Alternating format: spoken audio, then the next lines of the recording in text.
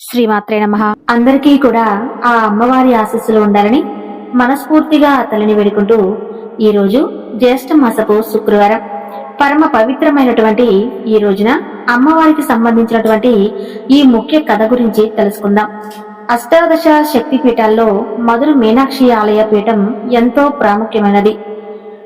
మీనాల వంటి చక్కని విశాల నేత్రాలతో ఒకే ఒక్క మరక దశలతో అమ్మవారి విగ్రహం చెక్కబడి ఉంటుంది. ఆకుపచ్చ నీలం కలిగిపోయినటువంటి ఆ మరకతమని శరీరకాంతి అమ్మవారి యొక్క ప్రత్యేకత. మధురైను పరిపాలించేటువంటి అక్కడ ఉన్నటువంటి పాండ్యరాజులందరూ కూడా తల్లిని ఆడపడుచుగా, కులదేవతగా, జగజ్జననిగా ఆరాధిస్తూ ఉండేవారు. దేవి భాగవత పురాణాల్లో మణిద్వీప వర్ణనల ఆ ఆలయాన్ని పాండ్యరాజులు రూపొందించారు. అంతటి సౌందర్య రాశి చతుష్టి కళా నిలయమైనటువంటి మీనాక్షి రాత్రివేళ అమ్మవారు తామస శక్తి స్వరూపిణిగా మారిపోయి ప్రాణహింసకు పాల్పడుతూ ఉండేది. అయితే ఆ తల్లిని శాంతింపచేయాలని చెప్పి యావత్ భారతంలో ఉన్నటువంటి మూలాల నుండి వేద పండితులు ఋత్వికులను కల్పించి యజ్ఞాలు, యాగాలు, క్రతువులు, పూజలు, జప హోమాలన్నీ కూడా చేయిస్తారు. అయితే వారు పూజలు చేస్తూ ఉండగానే అమ్మవారు వారిని కబలించి వేసింది. ఇక ఏం చేయాలో అర్థం కాక పాండ్యరాజు నిస్సహాయంగా ఉండిపోయి తమ రాచరికపు కర్తవ్యంగా రాత్రివేళ నగరంలో నరసంచారం అనేది లేకుండా నిషేధ ఆజ్ఞలు విదేశిస్తాడు. సంధ్యా సమయానికల్లా ప్రజలందరూ కూడా తమ పనులన్నీ కూడా పూర్తి చేసుకుని రాత్రి ప్రారంభం కాగానే ఎవరి గృహాల్లో వారు బందీలుగా మారిపోయేవారు. ఆపద వచ్చినా, అపాయం వచ్చినా వారికి బయటకు వచ్చేటటువంటి వీలే లేదు. వచ్చారు నగర సంచారానికి బయలుదేరినటువంటి అమ్మవారి యొక్క కోపాగ్నికి ఆహుతులైపోవాల్సిందే. అయితే క్షేత్రపాలకుడు మీనాక్షి హృదయేశ్వరుడు అయినటువంటి సుందరేశ్వరుడు కూడా జరుగుతుందంతా కూడా సాక్షి భూతాల్లా చూస్తూ ఉండిపోతాడు. ఏం చేయాలో అర్థం కాదు. స్వామికి తన దేవేది తామస ప్రవృత్తిని మరిపించాలని చెప్పి తన ఆంశతో ఒక అవతార పురుషుడు జన్మించాలని చెప్పి మౌనం వహించి తీరాల్సిందే. ఇంతవరకంచి మరేమీ చేయడానికి ఏమీ లేదని చెప్పి నిర్ణయించుకుంటాడు. పరమేశ్వరుడు ఆ విధంగా తన శరీరంలో ఉన్నటువంటి అర్ధభాగమైనటువంటి ఈశ్వరుని అవమానపరిస్తే తనను తాను అవమానపరుచుకోవటమే అవుతుందని చెప్పి బాహ్యలోకానికి ఆమెను సులకన చేసినట్లుగా అవుతుందేమోనని. కాలం చాలా విచిత్రం కదా. ఏ సమయంలో ఏ ప్రాణికి ఏ శిక్ష, ఏ పరీక్ష, ఏ దీక్ష, ఏ సమీక్ష ప్రసాదించాలో ఒక్క పరమేశ్వరుడికే తెలుసు. కాబట్టి ఎవరి వంతుకు ఏది వస్తే అది వారు మంచైనా చెడైనా జయమైనా పరాజయమైనా అనుభవించి తీరవలసిందే. అదే సమయంలో ఆదిశంకరాచార్యులు వారు మధురైలో అడుగుపెట్టినాటికి పరిస్థితి అంతా కూడా ఇప్పుడు చెప్పిన విధంగా ఉంటుంది. పాండ్యరాజు ఆదిశంకరులను అత్యంత భక్తి శ్రద్ధలతో స్వాగతం పలికి తన అంతఃపురంలో ఆయనకు సకల సేవలు చేస్తారు. అద్భుతమైన తేజస్సుతో విరిగిపోతున్నటువంటి ఆ యువ బ్రహ్మచారి అయినటువంటి ఆదిశంకరాచార్యులు మధుర మీనాక్షి ఆలయంలో ఈ రాత్రికి ధ్యానం చేసుకుంటూ ఉంటారు అని చెబుతాడు. ఆ మాటలు విన్నటువంటి పాండ్యరాజు పాదాల కింద భూకంపం వచ్చినంతగా ఒక్కసారిగా ఉలికిపడి కంపించిపోతాడు. ఏమిటి స్వామి మీరు మాట్లాడుతుంది? మీరు ఆ ఆలయానికి వెళ్ళనే వద్దు. ఎందుకంటే మేము చేస్తున్నటువంటి ఏ పాపమో ఏ శాప ఫలితమో మాకు అర్థం కావటం లేదు. కానీ చల్లని తల్లి, కరుణామయి, సౌందర్యలహరమైనటువంటి ఆ మీనాక్షి అమ్మ రాత్రి సమయంలో తామస శక్తిగా మారిపోయి కంటికి కనిపించినటువంటి ప్రాణులన్నీ కూడా బలి తీసుకుంటుంది. అందువల్ల అంతఃపురంలోనే మీ ధ్యానానికి నేను ఏ భంగం కూడా రానివ్వకుండా అన్ని విధాలుగా సకల ఏర్పాట్లు చేస్తాను. మీరు ఆలయంలోకి రాత్రివేళ అస్సలు అడుగు పెట్టనివ్వద్దు. అసలు అంతఃపురం నుండి బయటకు ఎవరూ కూడా వెళ్లరు. ఒకవేళ పొరపాటున ఎవరైనా బయటకు వస్తే వారు మర్నాటికి లేనట్టే లెక్క అని చెప్పి వారించి పాండ్యరాజు ఎంతో వేడుకుంటాడు. ఆదిశంకరాచార్యుడు మాత్రం పాండురాజు మాటను శతవిధాలుగా సమాధానపరుస్తాడు. చూడండి, సన్యాసులకు గృహస్థుల యొక్క భిక్షను స్వీకరించవరకే ఉండాలి. కానీ వారింట్లో గృహస్థుల యొక్క గృహాల్లో అసలు ఏమాత్రం ఉండకూడదు. మేము ఆలయంలోనే ఉంటాం. జగన్మాత అయినటువంటి మీనాక్షి అమ్మను మనసారా ధ్యానం చేసుకుంటే తప్ప నాకు సంతృప్తి కలదు. మీరు నాకు అడ్డు చెప్పవద్దు అంటాడు. ఇక ఏం చేయాలో అర్థం కాక పాండ్యరాజు సైతం హతాశుతులవుతాడు. దైవీ తేజస్సుతో వెలిగిపోతూ ఉన్నటువంటి ఆ యువ బ్రహ్మచారిని ఇక మరలా నేను చూడమేమోనని చెప్పి పాండ్యరాజు ఆవేదన చెందుతాడు. ఆదిశంకరాచార్యులు వారిని ఆలయంలోనికి తీసుకువెళ్లి తిరిగి తన అంతఃపురానికి వెళ్లిపోతాడు. ఇక ఆనాడు పాండ్యరాజు నిద్రే పట్టదు. ఇక యువ సన్యాసిని అమ్మవారు ఏమైనా బలి తీసుకుంటుందేమోనని, ఆ పాపం నా తరతరాలు పట్టి పీడిస్తుందేమో అని చెప్పి నిద్ర రాక అటు ఇటు పచారులు చేస్తూ ఉంటాడు. ఆ విధంగా రాత్రి అవుతుంది. గర్భగుడికి ఎదురుగా ఉన్నటువంటి విశాలమైనటువంటి మండపంలో పద్మాసనం వేసుకుని ఆదిశంకరాచార్యులు వారు ధ్యానంలో కూర్చుని పోతాడు. మరకత శ్యామల అయినటువంటి ఆ తల్లి మనోనేత్రాల ముందు ప్రత్యక్షమై బ్రొగటి మధ్య నిలిచి సహస్రంలో ఆశీనురాలై చంద్రకాంతి వంటి వెలుగుతో సుధావర్షం కురిపిస్తూ ఉంటుంది. ఆ సమయంలోనే ఆలయంలో ఉన్నటువంటి గంటలన్నీ కూడా వాటంతటా అవే మ్రోగుతూ ఉంటాయి. ఆలయంలో ఉన్నటువంటి అన్ని వైపులా దీపారాధనలో ఉన్నటువంటి వెలుగులు దేదీప్యమానంగా వెలుగుతూ ఉంటాయి. గర్భగుడిలో మరకత శిల అర్చనామూర్తితో చైతన్యం ఒక్కసారిగా వచ్చి అమ్మవారు మెల్లగా పీట నుంచి లేచి నిలిచి ఉంటుంది. పాత మందిరాలు గల్లు గల్లుమంటాయి. సుందరేశ్వరుడి వైపు తిరిగి వినమ్రంగా నమస్కరిస్తుంది.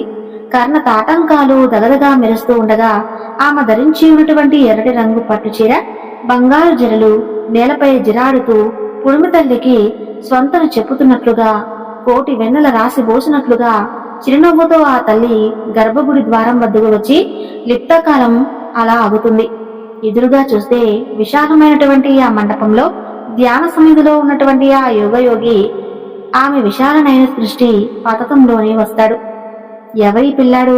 ఈ అద్భుతమైనటువంటి తేజస్సు ఏమిటి? నుదుట ఆ విభూది రేఖలు, అందులోనూ కుంకుమ బొట్టు, మెడలో రుద్రాక్షమాలతో చూసేందుకు బాలశివుడిలా ఉన్నాడే అని చెప్పి ఆ యోగిని చూస్తుంటే తనలో మాతృమమత ఒక్కసారిగా వెళ్లి విరుస్తుంది. అలా ఆమె అసలైనటువంటి ఆ ఆలయంలో ఈ పిల్లాడు ఎక్కడున్నాడేమిటి అని చెప్పి అమ్మవారు ఆశ్చర్య చెందుతుంది. అయితే అదంతా కూడా క్షణకాలమే. గర్భగుడి గడప దాటిన తర్వాత ఆ తల్లిపై ఒకానొక ఛాయ రూప తమ ఆవరించినట్టు ఉంటుంది.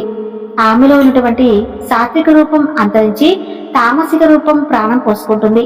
మరకత శ్యామ కాస్త వర్ణంలోకి మారి భయంకర దుష్టాకారంతో, వదనంతో, దిక్కులను సైతం మింగేసేటువంటి భయంకరమైనటువంటి చూపులతో అడుగు ముందుకు వేస్తుంది. ఎలా వస్తుందంటే అమ్మవారు మహాకాళి స్వరూపంగా అడుగు వేస్తుంది. ఇందాక తల్లి ఆకారం గర్భగుడిలో సాక్షాత్కరించినటువంటి సమయంలోనే ఆదిశంకరాచార్యులు ధ్యాన సమాధి నుండి మేల్కొని మహాలావణ్య సేవతిని కల్లారా చూస్తాడు. ఆయన హృదయంలో ఒక స్తోత్రం కవిత్వం రూపంలో సురగంగలా ఉరకలు వేస్తుంది. ఆమె తామస రూపంగా మారినప్పటి నుండి ఆయనకు ఆ తల్లి మనోజ్ఞ రూపంగానే కనిపిస్తుంది. ఎందుకంటే ఎవరికైనా కాని కన్న తల్లి అందంగా ఉందా లేదా, లేదంటే అందంగా లేకపోతే ఏమైందని చెప్పి ఎవరు అనుకోరు కదా. కన్న తల్లి ఎప్పటికైనా గాని కన్న తల్లి. అప్రయత్నంగా ఆయన భాగస్తోత్రం చేస్తాడు. అడుగు ముందుకు వేస్తూ ఆయనను కవలించాలని వస్తున్నటువంటి ఆ తామసమూర్తికి ఆ స్తోత్రం ఒక్కసారిగా అమృతపు జల్లుల్లా చెవులకు సోకుతుంది. వెంటనే రేఖమాత్రపు చిరునవ్వు ఉదయిస్తుంది. స్తుతిస్తున్నటువంటి ఆ డింబకుడి భక్తి పార్వశ్యానికి ఎంతో ఆశ్చర్యం చెందుతుంది. అతని ఆత్మస్థైర్యానికి, తపశ్శక్తికి ఆశ్చర్యంగా చూస్తూ ఉంటుంది. అసలు నిజానికి ఆ సమయంలో తన వదనంలోకి సులభంగా వెళ్లిపోవలసిన పిల్లవాడు మింగడానికి కూడా కనీసం బుద్ధి పుట్టడం లేదేమిటి? అర్ధ నిమిలితమైనటువంటి కన్నులతో భక్తి పారివస్యంతో వజ్రాసనం వేసుకుని కూర్చుని స్తోత్రం చేస్తున్నాడేమిటి ఈ యోగి పుంగముడు భవానీ భుజంగ ప్రయాత స్తోత్రం అనుకుంటూ ఆ యొక్క కవిత్వ గంగాజరిగా పొంగిపొరలు వస్తూ ఉంటుంది. ఆదిశంకరాచార్యుల వారి యొక్క నోట్లో నుంచి ఒక్కసారిగా జగజ్జనని తుల్లి పడుతుంది. తామస భావంతో నిండిపోయినటువంటి ఆమె హృదయంలో ఒకానొక సాత్విక తేజ కిరణం తటలితమైనటువంటి తటాలను మెరిసిపోతుంది. ఆహా, తన శక్తిపీఠ స్థానం ఎంత అద్భుతంగా చెప్పాడు యువకుడు. అవును, తాను త్రికోణ బిందు రూపుని కదా, శ్రీచక్రరాజ నిలయం కదా. సహస్రారం అనేటువంటి మహాపద్మంలో శివశక్తి స్వరూపిణిగా, పరాశక్తిగా ఉండేటువంటి తన ఉనికిని చిన్న శ్లోకంలో ఎంతగా వర్ణించాడో. మరి తనలో అసలు ఈ తామస భావాలేమిటి? తన సృష్టిని తానే కిరాతంగా హింసించడమేమిటి? ఈ భావాలు ఏమిటి అనుకుంటూ ఆలోచనలో పడుతుంది అమ్మవారు. ఆదిశంకరాచార్యుల యొక్క ముఖ కమలం నుండి సురగంగలా వచ్చినటువంటి ఆ స్తోత్రం తరంగాలు తరంగాలుగా ఆమె కన్నతాటంకాలను దాటి, కన్ను పుటలను దాటి ఆమె ఆలోచనలు సుడులు తిరుగుతూ ఉంటుంది. అసలు ఏమిటిది? ఇతను వసన్యాది వాగ్వేత్తలకు ఏమైనా మరో రూపమా ఏమిటి? పదాలాలుక్యం ఏమిటి? కవిత్వం ఏమిటి? కంఠస్వరం ఏమి? ఈ భక్తి తాత్పరత ఏమి? ఈ వర్ణన శ్రీచక్ర రాజ్యంలోని నవావర్ణాలలో ఉన్నటువంటి దేవ బృందాలు అన్నీ మాదీ స్థితి అష్టదిద్దులు ఈ యొక్క యువయోగికి కరతలా మలకంగా ఉన్నాయి. అసలు ఎవరైనా నీవు నా దారికి అడ్డుగా ఎందుకు ఈ సమయంలో సంహార కార్యక్రమం చేపట్టాలి? నిన్ను చూసిన నీ యొక్క స్తోత్రానికి ముగ్ధురాలై క్షణకాలం ఆగిపోయాను. నువ్వు అడ్డు తొలుగు. నిజానికి నీ పాటికి నాకు ఆహారం కావాల్సిన వాడివి.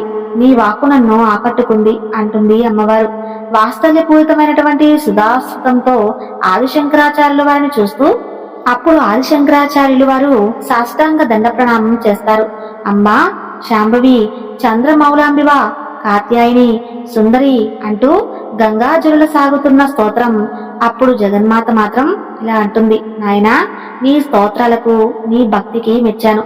నీవు నీ కవిత్వం చిరస్థాయి అయ్యేలాగా ఆశీర్వదిస్తున్నాను. నీ నుంచి వచ్చినటువంటి ఈ అమ్మవారి స్తోత్రాలు నిత్యము పారాయణము చేస్తే వారు శ్రీచక్రార్చన చేసినటువంటి ఫలితం పొందుతారు. నీకు ఏ వరం కావాలో కోరుకో. ఆ వరాన్ని ఇచ్చి నేను నా సంహార కార్యక్రమానికి యథావిధిగా కొనసాగించాలి. నేను సంహరించకుండా అనుగ్రహించడమే నీకిచ్చేటువంటి పెద్ద వరంగా భావించు అంటుంది. కించత్ అహం కూడా ప్రదర్శిస్తూ తామసభావ ప్రభావంతో ఉంది కదా అమ్మవారు అలా మాట్లాడింది. ఇక ఆదిశంకరాచార్యులు మాత్రం క్షణం జాగు చేయలేదు. బాల్యంలో తెలిసి తెలియనటువంటి వయసులో నేను సన్నిసించానమ్మా. నా పేరు శంకరుడు. దేశాటనంతోనూ వేదాంతాలకు భాషలు రాయడంలోనూ ఎన్ని సంవత్సరాలు గడిచిపోయాయో. బాల్యావస్థ దాటిపోయి యవ్వనం వచ్చేసింది. ఇది కూడా ఎంతకాలంలే తల్లి. కానీ నా హృదయంలో నా బాల్య కోరిక ఒకటి మిగిలిపోయింది. అది శల్యంలా నన్నిప్పుడప్పుడు బాధిస్తూ ఉంటుందంటారు. వినమ్రంగా ముల్లోక జనని ముగ్ధ మనోహరంగా నవ్వుతుంది.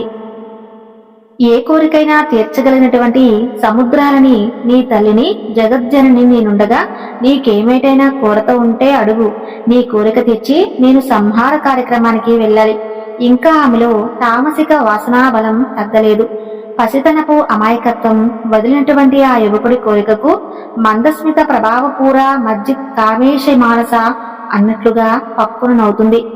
సౌందర్యలహరిగా ఉంటుందా? నవ్వు తప్పకుండా ఆడుతుంది కదా. నీ స్తోత్రంలో, నీ భక్తితో, నీ వినయంతో నీ పట్ల అపార మాతృవాత్సల్యం పెళ్లిబుక్కేలా చేస్తావు. మరి ఆటన్నాక పందెమంటూ ఉండాలి కదా. నీకు తెలుసో తెలియదో పశుపతితో ఆడేటప్పుడు నేను ఒక నిబంధన పెడతాను. నేను ఓడిపోతే ఆయన ఆజ్ఞ మేరకు సంవత్సర కాలం నడుచుకుంటాను. నేనిప్పుడు ఓడిపోలేదనుకో, ఈశ్వరుడు గనక ఓడిపోతే నేను వేసే ప్రశ్నలకు వివరంగా విసుక్కోకుండా నాకు సమాధానం చెప్పాలి అని చెప్పి ఆ ప్రశ్నలు లౌకికమైన కాపు ఎన్నో, వేదాంత రహస్యాలు ప్రాణకోటికి సులభతరం కావాల్సినటువంటి పరోపకార ధ్యానంతో నేను ఆ స్వామిని ప్రశ్నించాను.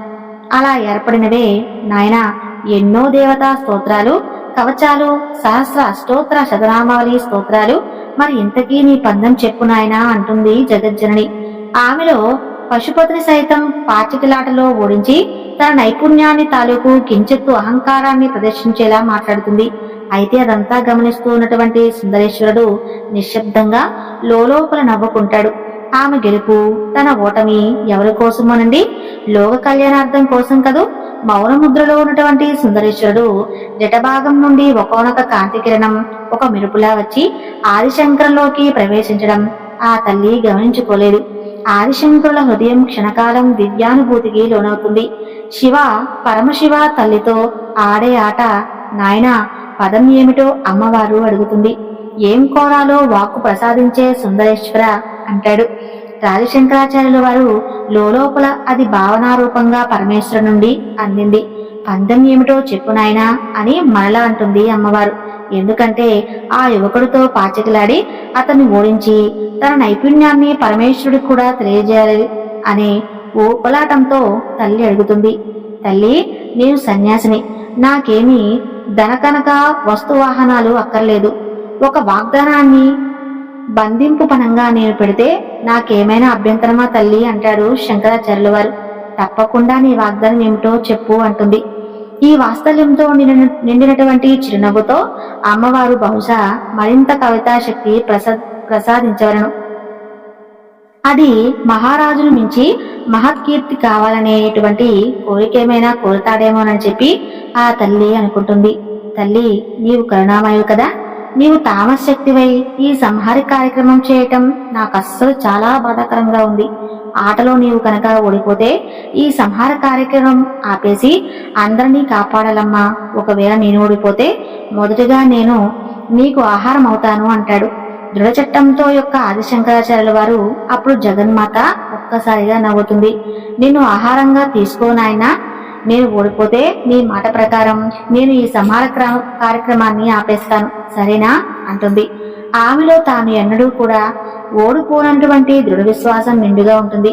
ఎందుకంటే పశుపతినే ఓడించే తనకు ఓటమి ఉంటుందా? రాదు, రాకూడదు. ఈ యువకుడిని నిరుత్సాహపరచకూడదు, గెలుపు అతడికే లభిస్తుందేమో అన్నట్లుగా చేసి మెల్లిగా ఆడుతూ చివరిలో ఓడించి తన సంహార కార్యక్రమాన్ని కొనసాగించాలని చెప్పు అనుకుంటుంది. ఇక ఆదిశంకరాచార్యుల వారు వినమ్రంగా అమ్మవారికి మొక్కుతాడు. తల్లి, దివ్య మహిమలు ఈ యొక్క పాచికలు నీవే సృష్టించు. నీవు కోరినటువంటి పందాన్ని, నీకు నేను కోరినటువంటి పందెంను నాకు పడేలాగా ఆ పాచికల్లో ఈ యొక్క మహత్యాన్ని నింపమ్మా. నేను ఆటలో అన్యాయం వాడను, అలాగే అబద్ధం పలకను. నీవు నాతో పాటు ఈ విశాల మండపంలో కూర్చోనవసరం లేదు.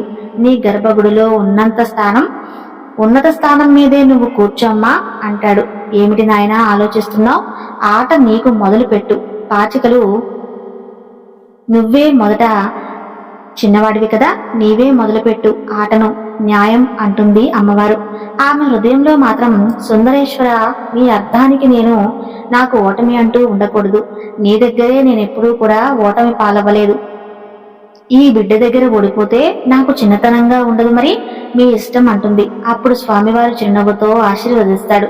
ఆదిశంకరాచార్యుడు, తల్లి, నీవు సృష్టించినటువంటి ఈ దివ్య పాచికలు ఈ క్షణాన నా చేతిలో ఉన్నాయమ్మా.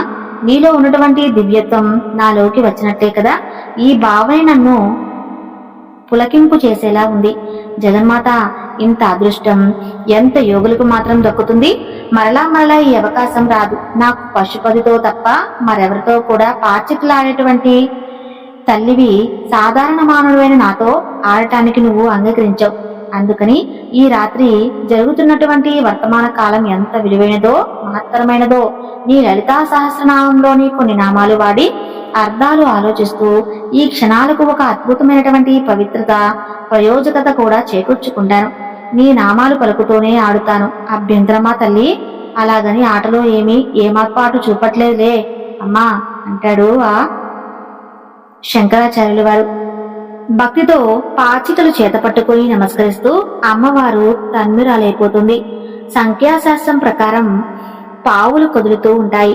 సంఖ్యలకు అక్షరాలకు అవినాభావ సంబంధం ఉంటుంది. అమ్మవారికి ఆటలో ఆసక్తి పెరుగుతుంది. కిరువురి పావులు న్యాయబద్ధంగా కదులుతూ ఉంటాయి. తాటంకీయుగలి భూత తపోవనము అండలా అన్నట్లుగా అమ్మవారు అతను న్యాయమైనటువంటి ఆటకు తలపందిస్తూ ఉంటుంది. నా తల్లి తాటంకాల కాంతి సూర్యచంద్రుల తేజోవలయంగా కనిపిస్తూ ఉండటంతో ఆదిశంకరాచార్యుల వారు అమ్మవారికి స్తోత్రం చేస్తుంటాడు. విజయ విమల వంద్యావందాల జనవస్థల అంటాడు. అమ్మవారు నవ్వుతుంది. విజయం అంటే విజయం నాదే కదా నాయనా అంటుంది. ఆట మధ్యలో ఆ కించత్ గర్వంగా విజయ పరంపర మనిషిలో అహం పెరిగేంత మత్తును కలిగిస్తుందమ్మా. సృష్టి స్థితి లయలను నువ్వే నిర్వహించగలిగినటువంటి గర్వంతో ఉన్నటువంటి తల్లి నీవేనమ్మా అంటూ నవ్వుతూ చూస్తాడు. విజయం నాదైనా నీదైనా రెండు ఒకటే కదా తల్లి. నీలో నుండి నేను ఉద్భవించాను, నాలో నువ్వున్నావు.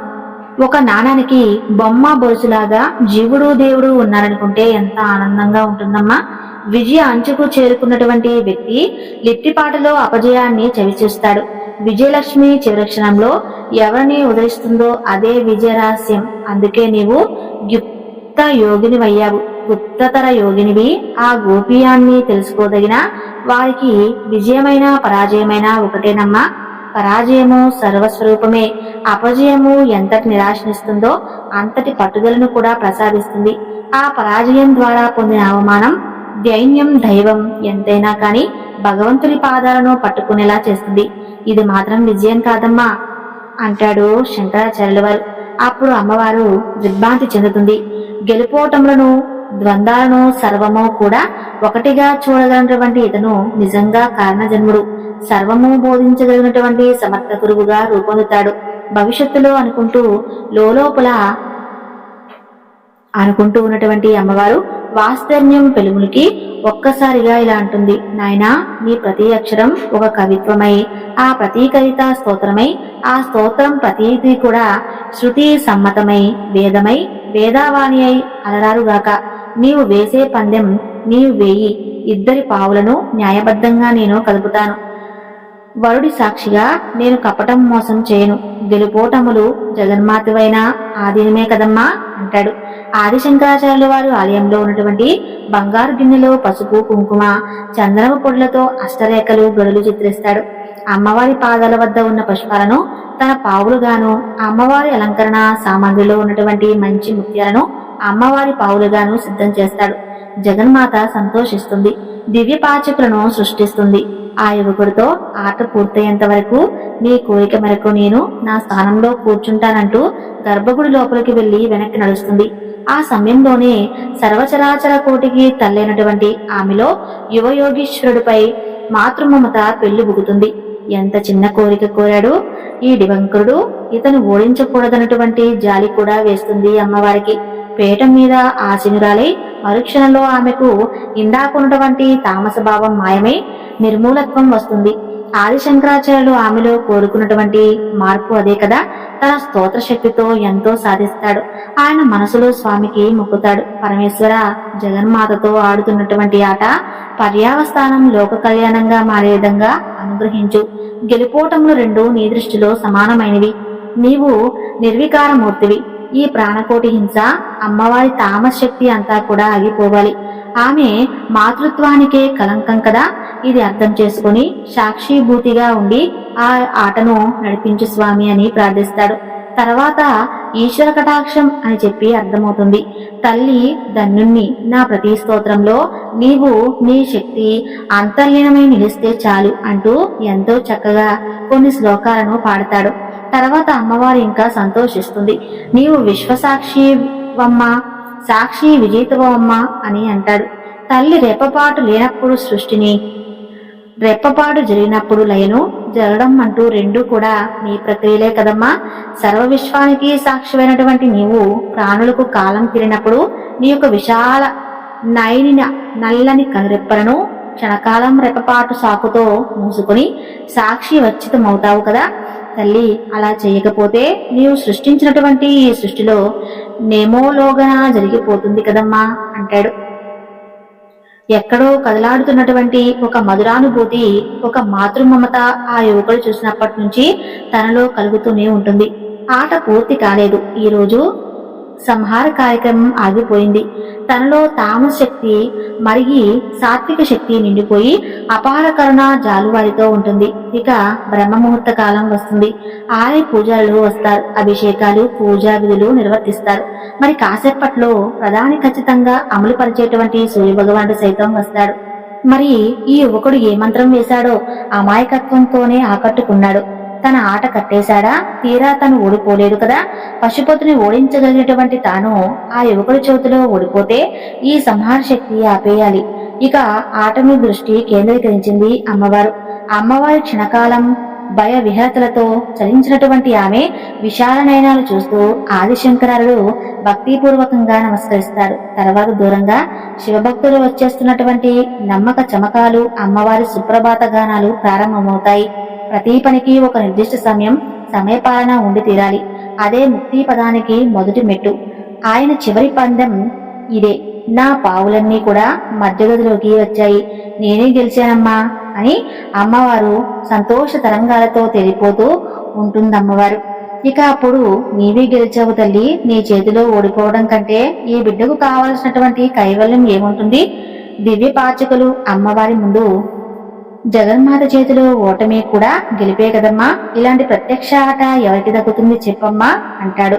నేను గెలిచాను, మరి నా ఒప్పందం ప్రకారం నా సంహార కార్యక్రమాన్ని నేను కొనసాగిస్తాను. జగన్మాత అయినటువంటి నాతో పాచికలాడి నీ కోరిక తీర్చుకుని పునర్జన్మలైనటువంటి మోక్షాన్ని సాధించుకున్నావు నాయనా. అమ్మవారు అవును తల్లి, ఆటపరంగా విజయం నీదే, కాని తల్లి ఒకసారి తేరిపాడు చూడమ్మా. సంఖ్యాశాస్త్రపరంగా, అక్షర సంఖ్యాశాస్త్రపరంగా, మంత్రశాస్త్రపరంగా గెలుపు నాదే కదా అంటాడు దృఢమైనటువంటి స్వరంతో. అమ్మవారు ఏమిటి సంఖ్యాశాస్త్రపరంగాను అంటావేంటి? ఏది స్ఫురించలేమిటి? అయోమయ స్థితిలో నవావరణాలతో కూడినటువంటి శ్రీచక్ర రూపం, శ్రీచక్రంలో ఉన్నటువంటి ఉగ్రబీజాలు మాయమై ఉన్నటువంటి ఉగ్రబీజాలు ఉన్నా కూడా తాత్కాలికంగా వహించినటువంటి తామశక్తి మాయమైపోయింది.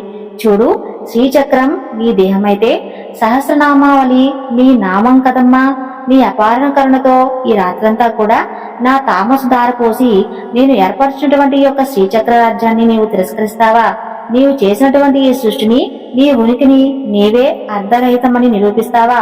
అలా చేస్తే ఆస్తికత ఉండక నాస్తికత ప్రబలి సర్వసృష్టి జగత్వంలోకి తపస్సులోకి జారిపోదా అంటూ క్షణకాలం ఆగుతాడు ఆదిశంకరాచార్యులు. దిగ్భ్రాంతి పొందినటువంటి అమ్మవారు మండపంలోకి దృష్టి సారిస్తుంది. కోటి సూర్యప్రభలతో శ్రీచక్రం అక్కడ పరిష్టమై ఉంటుంది. తాను సంతుష్టి కళలతో షోడాశ కళలతో బిందు త్రికోణ రూపిణిగా కొలువే ఉంటుంది. అద్భుతంగా తను శ్రీచక్రంలో బంధిస్తాడు. కాదు కాదు, కొలువు చేయిస్తాడు. గెలుపు తనదా? కాదు, ఆ యువయోగిదే. అది శంకరుడు. అమ్మా, నా మీద ఆగ్రహించద్దమ్మా. ఆగ్రహం వస్తే నన్నొక్కడినే బలి తీసుకో. నాకు నీకు సాక్షిభూతుడు స్వామి పరమేశ్వరుని కూడా పిలుద్దాం. న్యాయం ఆ స్వామి చూస్తాడు, అప్పుడు చూస్తావమ్మా అని అంటాడు. స్వామి వైపు పశుపతిని పాచికలాటలో ఓడించినటువంటి జగజ్జనని నేడు ఒక బిడ్డ చేతిలో ఓడిపోయింది. ఒక్కసారి నీ పాదాల వద్ద నుండి మండపంలో చిత్రీకరించినటువంటి ఆటా చిత్రం వరకు నీ విశాల నయనాల చల్లని దృష్టి సారించమ్మా తల్లి. 9 నవంతో ఆట ప్రారంభించాను, గుర్తుందా? నీవు నాకు ప్రసాదించినటువంటి దారుణాశక్తితో మన ఇద్దరి పందాలు ఒకటే. తప్పుపోకుండా ఏకరువు పెట్టాను. ఒక సంఖ్య, ఒక అక్షరం పొల్లిపోలేదు. తప్పు తడబాటు నాకు రాదు. సంఖ్యలకు సరైనటువంటి బీజాక్షరాలను పరిశీలించి చూడమ్మా అని చెబుతాడు ఆదిశంకరాచార్యుడు. అప్పుడు అమ్మవారు ఏమిటి స్వామి ఈ వింత అంటూ భర్త వైపు కించితలాడు కూడా వేదనతో బేలాగా చూస్తుంది. అప్పుడు స్వామివారు ఇలా అంటాడు, దేవి, నీ అహాన్ని అలాగే నీ యొక్క తామస్ స్వభావాన్ని అదుపు చేయలేకపోయాను. ఎందరో నిర్దాక్షిణ్యంగా బలైపోయారు. ఈ ప్రాణకోటిని రక్షించేదెవరు చెప్పు? నీ తామస శక్తిని ఎవరూ కూడా జయించలేరు. నేను ప్రయత్నం చేస్తే నా అర్ధ శరీరాన్ని అవమానపరిచినట్లు అవుతుంది. అందుకని సకల దేవతలు నేను సాక్షిగా ఉండిపోయాం. నీ తామస శక్తిని అదుపు చేయగలిగినటువంటి యంత్రాన్ని మంత్రభూతంగా సిద్ధం చేయాలి కదా. అందుకు ఒక కారణ జన్ముడు దిగి రావాలి. అందుకు అతను ముక్తు సమ్ముడిగా జన్మించి ఏ మలినం పడినటువంటి బాల్యంలోనే సంచించి సర్వదేవతా సాక్షాత్కారం పొంది మంత్రదష్టగా మారాలి. నీ అనుగ్రహానికి పాత్రుడై నిన్ను తన మాతృప్రేమతో జయించగలగాలి. అందుకే ఆ సమయం కోసం నేను వేచి ఉన్నాను. ఇతను నా అంశతో జన్మించినటువంటి అపార బాలశంకరుడు. అతని సర్వశాస్త్ర పరిజ్ఞానం, అతని కవితాశక్తి అతను ఎంతో చక్కగా పర్యటన సరైనలా చేసింది. అతని యొక్క నిరాడంబరంగా అతను సాగించినటువంటి పర్యటన యొక్క ఉద్దేశం అతని హృదయానికి పరమేశ్వరుడైనటువంటి నాకు మాత్రమే తెలుసు. కాబట్టి నీవు ఒప్పుకొని తీరాలి. అప్పుడు అమ్మవారి ముఖంలో ప్రశాంతత ఏర్పడుతుంది. అమ్మవారి భక్తిగా పరమేశ్వరుడికి ఎంతో తెలుసు. నమస్కరించి ఆదిశంకరాచార్యులు మనసారా ఆస్వాదించి చిరునవ్వులు చిందిస్తుంది. ఆ సమయంలోనే పాండ్యరాజు అంతఃపురంలో నందీశ్వరుడి యొక్క రంకె వింటాడు. మధుర మీనాక్షి ఆలయ ఘంటారావులు వింటాడు. తెల్లవారు నిద్రపోక ఆందోళనగా ఉన్నటువంటి ఆ రాజు అమ్మవారి తామసానికి ఆదిశంకరాచార్యుల వారు బలే ఉంటాడని చెప్పి భయపడుతూ ఉంటాడు. రాజుతో పాటు పరివారం అంతా కూడా అంతఃపుర కాంతులు ఆలయం వైపు పరుగులు తీస్తారు. ఆ యువయోగి మరణిస్తే తాను జీవించి ఉండడం అనవసరం అనుకుంటాడు రాజు. ఆ నిర్ణయానికి వచ్చి కత్తి సూది ఆత్మహత్యలు సిద్ధమై ఆలయ ప్రవేశం చేసినటువంటి ఆ రాజుకు ఆది దంపతులైనటువంటి పార్వతీ పరమేశ్వరుడు అలాగే శ్రీచక్రానికి కాస్త దూరంలో నిలుచుకొని ఉన్నటువంటి అనేక ఆదిశంకరాచార్యుల వారు ఉంటారు. వారిని స్తోత్రం చేస్తూ తన్మయంతో ఆదిశంకరాచార్యులు ఉంటారు. పాండ్యరాజు, స్వామి తమరు ఇంకా జీవించే ఉన్నారా? నన్ను ఘోర నరకంలో పడకుండా చేశారంటూ ఆదిశంకరుడికి ఆది దంపతులకు మొక్కుతాడు. తల్లి, మరలా నీ సాత్విక రూపాన్ని కల్లారా చూస్తున్నానమ్మా అంటూ పాదాలను అభిషేకం ఇస్తాడు. అప్పుడు స్వామివారు పరమేశ్వరుడిని ఇలా అంటాడు, నాయనా పాండ్యరాజా, ఇక నీవు ఆవేదన పడవద్దు.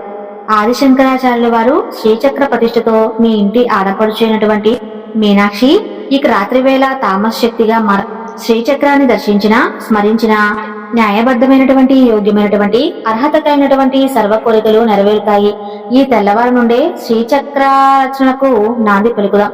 అమ్మవారి శ్రీచక్రం, అమ్మవారి ప్రతిబింబం, శ్రీచక్రం ఎక్కడ ఉంటే అక్కడ అమ్మవారు కొలువై ఉన్నట్లే. గ్రహాలలో పవిత్రంగా ఉంచుకొని నియమనిష్టలతో ఉంటే ఫలితం కలుగుతుంది.